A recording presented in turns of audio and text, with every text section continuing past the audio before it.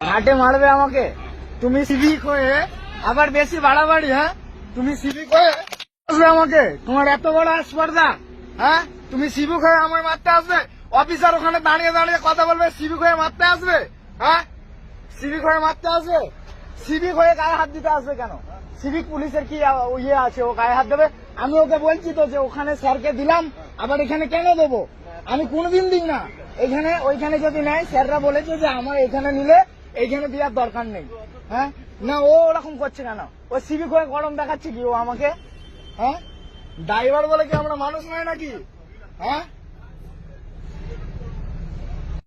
Civic police আমাকে dress খুলে মারতে আসছে, আমাকে আমাকে সিভিক পুলিশ ড্রেস খুলে মারবে?